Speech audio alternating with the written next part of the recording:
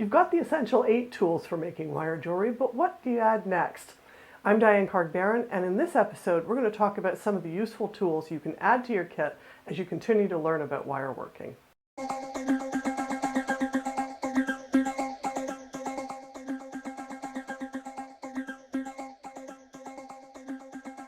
Welcome back.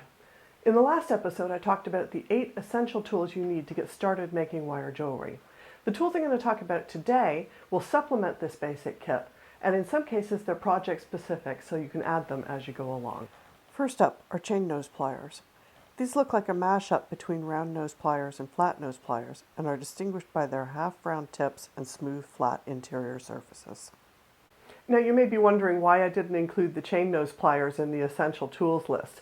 It's because they're very similar to the flat nose pliers, and if you have to choose between buying one or the other, the flat nose pliers will give you more versatility. Chain nose pliers can get into tight spaces that the flat nose pliers can't reach and are useful for pressing down ends or when you need a second tool for opening and closing jump rings.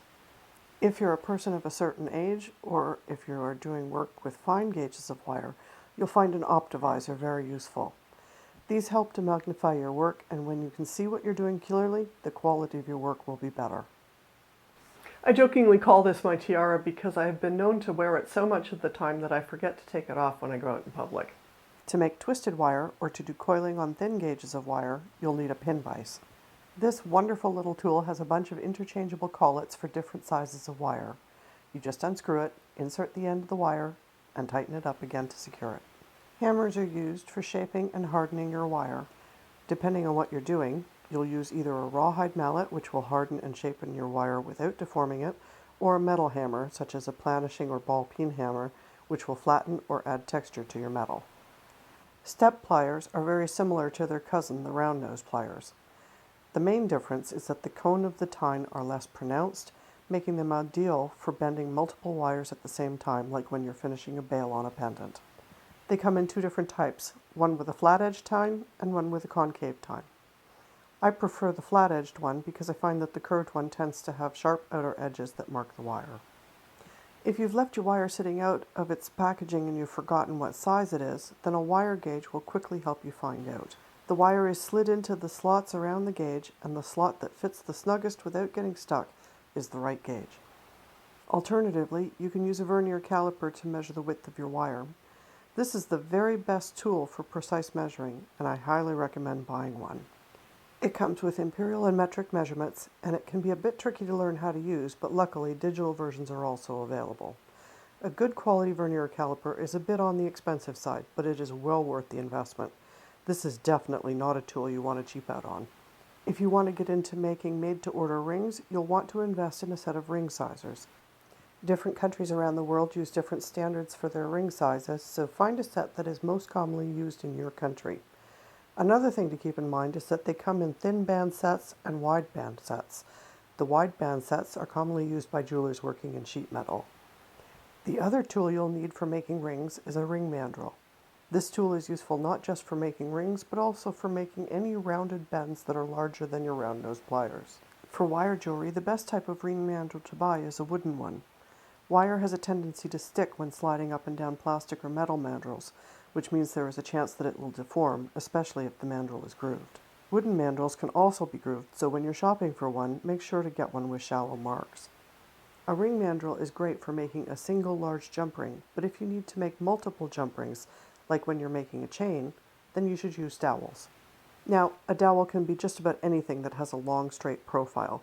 My favorites are wooden dowels, metal knitting needles, even a nice smooth pen on occasion. Just about anything will work. When it comes to cutting jump rings or wire that's thicker than your flush cutting pliers are rated for, a jeweler's saw becomes indispensable. I'm going to cover how to set up and use a jeweler's saw in more detail in a future video, so check out the video library for that. In the last episode on tools, I mentioned masking tape for holding bundles of wire together. You can also use clamps. Hand clamps are great for keeping a bundle flat while binding or weaving, but there are some things to watch for when you buy one. First, you want to avoid clamps that are made of metal with a thin rubberized coating as the clamping surface. The coating wears away really quickly and exposes metal teeth, which will mark your wire. Plastic clamps are better, and if you can, find ones that have thick rubber pads rather than hard plastic. These pads are just soft enough to cushion the wire without marking and keep it firmly in place while you work. I haven't talked yet about powered tools, but before we wrap up for today, there's two I want to mention. The first is the powered rotary tool. The price of the Fordham may tempt you to buy a cheaper multi-speed tool like a Ryobi or a Dremel, which is a good starter tool if money is tight. The Dremel has a separately available snake attachment and foot pedal, but for me the Fordham still wins out in the end because it offers greater low-speed control. This is the workhorse of the professional jeweler's toolkit because it can do everything from drilling to hammering to coiling to polishing.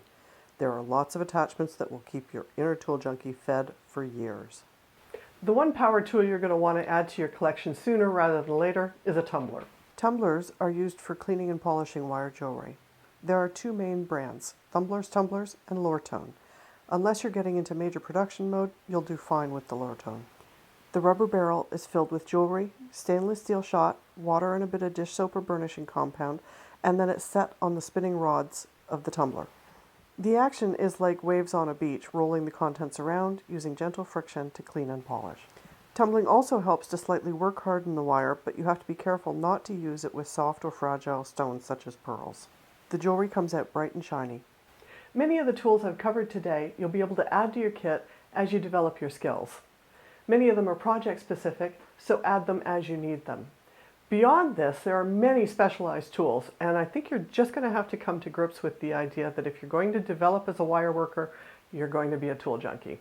The rule of thumb for tools is always buy the best you can afford and trade up as you can. I know I've thrown a lot of information at you today, so I've put together a document on tools that you can download for free from the video library of my website, thetowelwire.com. If you join as a member, you'll get access to other information, other videos, and member-exclusive content. I hope you found this video helpful. Remember to leave me some comments in the section below because I always love to hear from you. You've just taken another step on your creative journey. Thanks for watching. We'll see you next time. If you'd like to develop an eye for detail, follow me on board on Pinterest. It's called The Towel of Wire, an eye for details. Don't forget to share this video with your friends. And if you'd like to know when new videos are available, please subscribe. You can do that through my website at thetowelwire.com. And you can also look at my Facebook page, Vimeo channel, or YouTube channel.